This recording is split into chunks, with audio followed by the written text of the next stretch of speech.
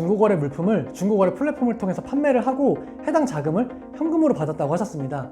그럼 이 현금을 예금에 입금을 한 다음에 금융기관 예금액으로 기재를 해도 문제가 없는지 이 부분에 대해서 질문을 주셨는데요. 정답은 예일까요? 아니오일까요?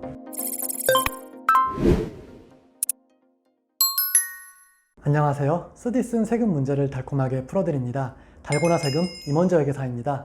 자금 조달 계획서의 작성과 관련해서 되게 많이 받는 질문 중 하나가 바로 현금 등 그 밖의 자금에 대한 부분인데요. 그래서 이전 영상에서는 현금 등 그 밖의 자금에는 주로 어떤 항목들이 있는지에 대해서도 이야기해봤습니다. 해당 영상에서 그 밖의 자산은 필요하시다면 기재하셔도 괜찮지만 보유 현금은 가급적 기재하지 마시고 갖고 있는 현금이 있다면 계좌에 입금하신 다음에 금융기관 예금액으로 기재하시기를 권장을 드렸었습니다. 근데 최근에 이런 질문을 받았는데요. 고가의 중고거래 물품을 중고거래 플랫폼을 통해서 판매를 하고 해당 자금을 현금으로 받았다고 하셨습니다. 그럼 이 현금을 예금에 입금을 한 다음에 금융기관 예금액으로 기재를 해도 문제가 없는지 이 부분에 대해서 질문을 주셨는데요. 정답은 예일까요? 아니오일까요? 네, 결론부터 말씀드리면 예일 가능성이 높습니다만 항상 그런 건 아닙니다.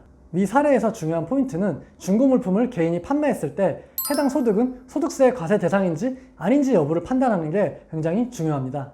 개인의 경우 소득세법에서 과세 대상 소득을 규정하고 있고 해당 규정이 없다면 과세 대상 소득이 아닌 것으로 볼 수 있습니다.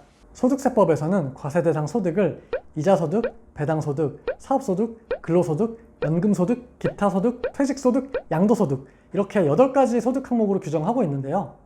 각 소득 항목들에 어떤 내용들이 해당나는지 구체적인 사항도 기술하고 있습니다. 여기서 개인의 단발적인 중고거래의 경우는 위 8가지 항목 어디에도 포함되지 않습니다. 따라서 과세 대상이 아니므로 해당 자금은 단순히 예금 계좌에 입금하신 다음에 금융기관 예금액으로 자금 출처를 기재하셔도 아무 문제가 없습니다. 여기서 주의하실 점이 있는데요. 해당 중고거래가 영리를 목적으로 계속적으로 그리고 반복적으로 발생한다면 해당 거래는 사업성이 있다고 볼 수 있습니다. 해당 중고거래를 통해 발생한 소득은 사업소득이 되고 해당 사업소득은 종합소득세 과세 대상이 됩니다. 당연히 종합소득세를 신고할 때 현금 매출로 신고를 하셔야 되고요. 매출을 신고하지 않고 자금 조달을 사용하시면 최악의 경우 세무조사까지 이루어질 수 있습니다. 그렇다면 사업성이 발생하려면 얼마나 오랫동안, 얼마나 자주 거래가 발생해야 될까요? 이 부분에 대한 세법상 정확한 규정은 없습니다. 관련 규정이 명확하게 없는 경우 항상 나오는 기준인 사실관계를 종합적으로 판단해야 합니다.